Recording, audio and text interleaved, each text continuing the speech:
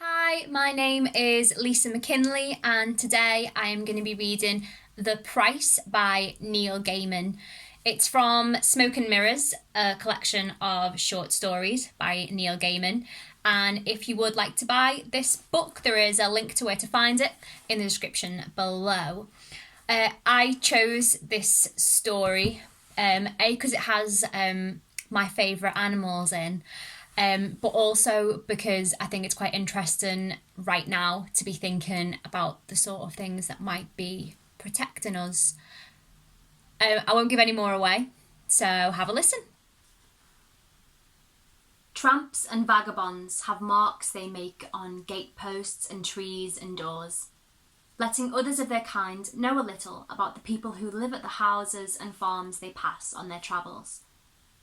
I think cats must leave similar signs. How else to explain the cats who turn up at our door, hungry and flea-ridden and abandoned? We take them in. We get rid of the fleas and the ticks, feed them and take them to the vet. We pay for them to get their shots, and indignity upon indignity, we have them neutered or spayed.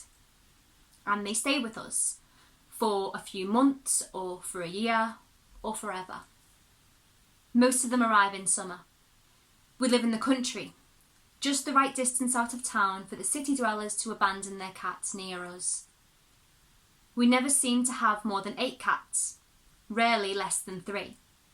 The cat population of my house is currently as follows: Hermione and Pod, Tabby and Black, respectively, the mad sisters who live in my attic office and do not mingle, Snowflake, the blue-eyed, long-haired white cat, who lived wild in the woods for years before she gave up her wild ways for soft sofas and beds.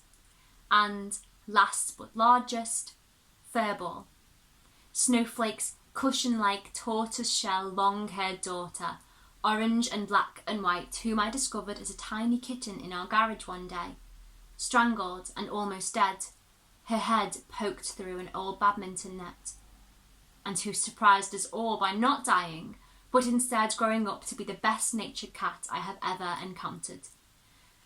And then there is the black cat, who has no other name than the Black Cat, and who turned up almost a month ago.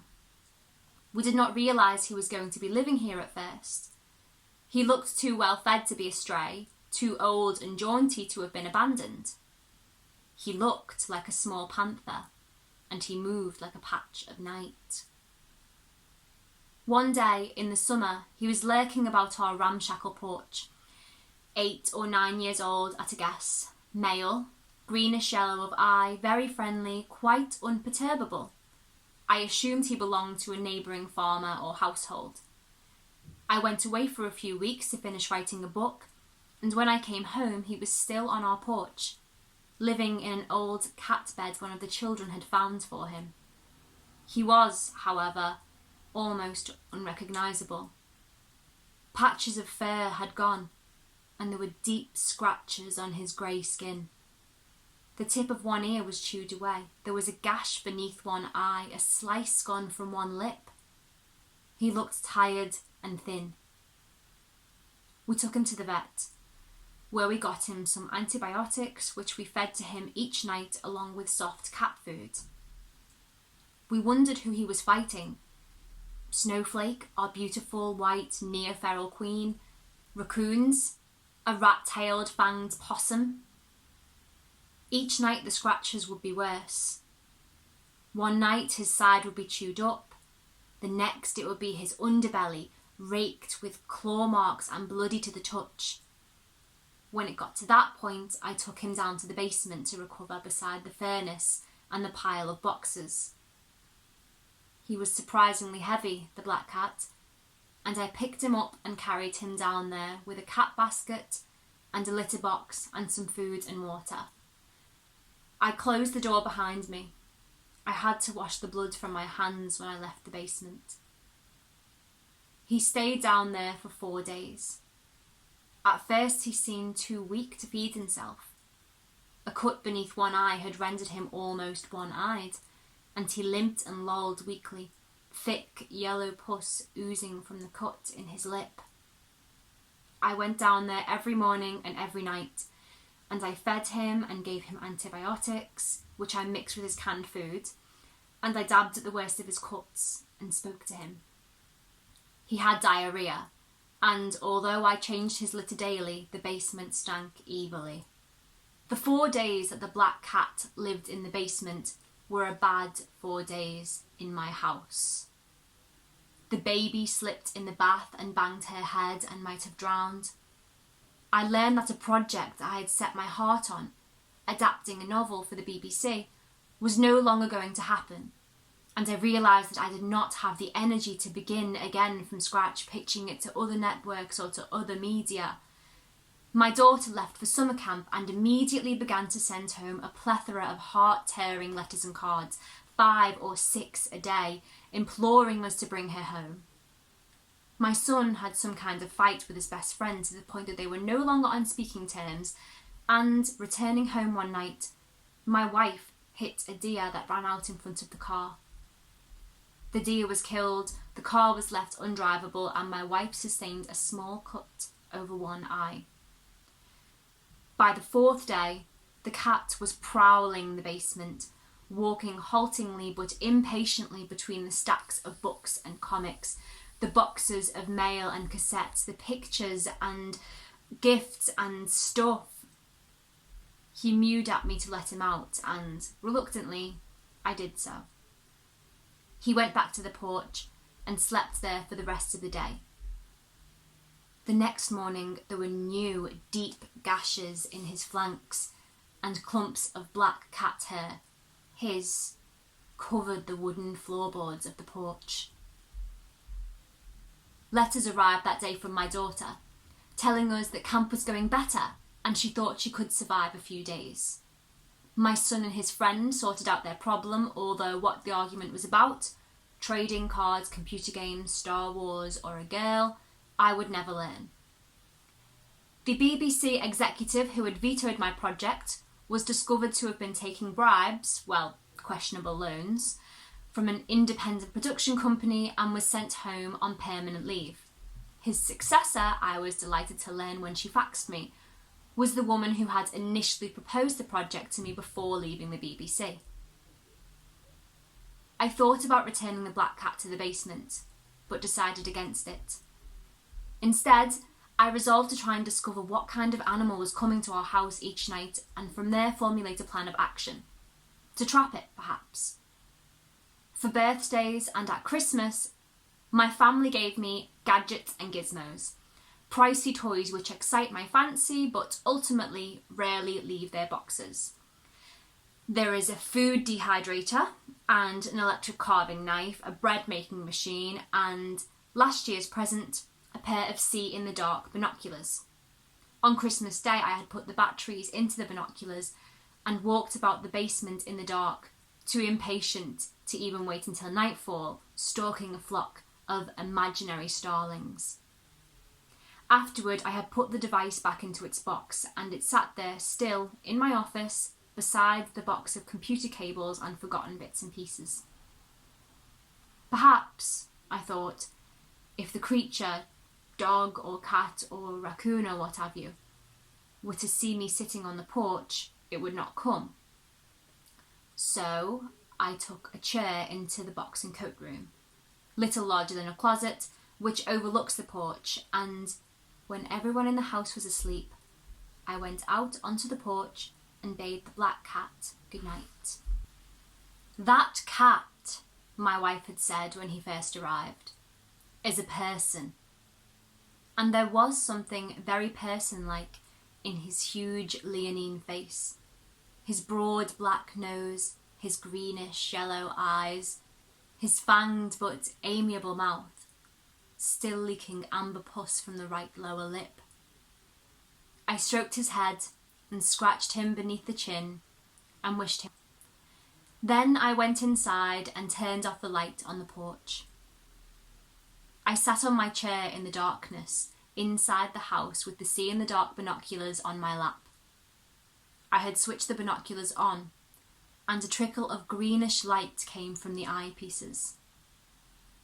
Time passed in the darkness. I experimented with looking at the darkness with the binoculars, learning to focus, to see the world in shades of green. I found myself horrified by the number of swarming insects I could see in the night air.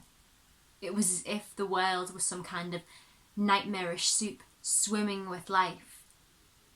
Then I lowered the binoculars from my eyes and stared out at the rich blacks and blues of the night, empty and peaceful and calm. Time passed.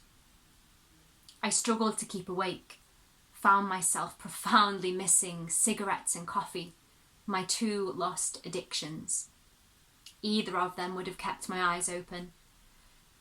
But before I had tumbled too far into the world of sleep and dreams, a yowl from the garden jerked me fully awake. I fumbled the binoculars to my eyes and was disappointed to see that it was merely Snowflake, the white cat, streaking across the front garden like a patch of greenish-white light. She vanished into the woodland to the left of the house and was gone. I was about to settle myself back down when it occurred to me to wonder what exactly had startled Snowflake so. And I began scanning the middle distance with the binoculars, looking for a huge raccoon, a dog, or a vicious possum. And there were indeed. And there was indeed something coming down the driveway toward the house. I could see it through the binoculars, clear as day. It was the devil. I had never seen the devil before, and although I had written about him in the past, if pressed, I would have confessed that I had no belief in him, other than as an imaginary figure, tragic and Miltonian. The figure coming up the driveway was not Milton's Lucifer. It was the devil. My heart began to pound in my chest, to pound so hard that it hurt. I hoped it would not see me, that in the dark house behind window glass I was hidden. The figure flickered and changed as it walked up the drive. One moment it was dark, bull-like, minotaurish, the next it was slim and female, and the next it was a cat itself, a scarred, huge, grey-green wildcat, its face contorted with hate. There are steps that lead up to my porch, 4 white wooden steps in need of a coat of paint. I knew they were white, although they were, like everything else, green through my binoculars. At the bottom of the steps, the devil stopped and called out something that I could not understand. 3, perhaps 4 words in a whining, howling language that must have been old and forgotten when Babylon was young. And, although I did not understand the words, I felt the hairs rise on the back of my head as it called. And then I heard muffled through the glass but still audible a loud growl. And then I heard, muffled through the glass but still audible, a low growl, a challenge, and slowly, unsteadily, a black figure walked down the steps of the house, away from me, toward the devil. These days, the black cat no longer moved like a panther. Instead, he stumbled and rocked like a sailor only recently returned to land. The devil was a woman now. She said something soothing and gentle to the cat, in a tongue that sounded like French, and reached out a hand to him. He sank his teeth into her arm, and her lip curled and she spat at him. The woman glanced up at me then, and if I had doubted that she was the devil before, I was certain of it now. The woman's eyes flashed red fire at me, but you can see no red through night vision binoculars, only shades of green. And the devil saw me at the window. It saw me. I am in no doubt about that at all. The devil twisted and writhed, and now it was some kind of jackal, a flat-faced, huge-headed, bull-necked creature halfway between a hyena and a dingo. There were maggots squirming in its mangy fur, and it began to walk up the steps. The black cat leapt upon it, and in seconds they became a rolling, writhing thing, moving faster than my eyes could follow. All this in silence. And then a low roar.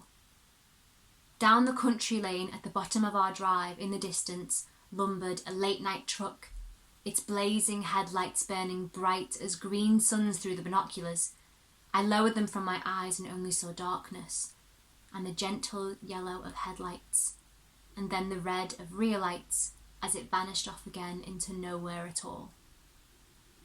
When I raised the binoculars once more, there was nothing to be seen. Only the black cat on the steps, staring up into the air. I trained the binoculars up, and I saw something flying away. A vulture, perhaps, or an eagle. And then it flew beyond the trees and was gone.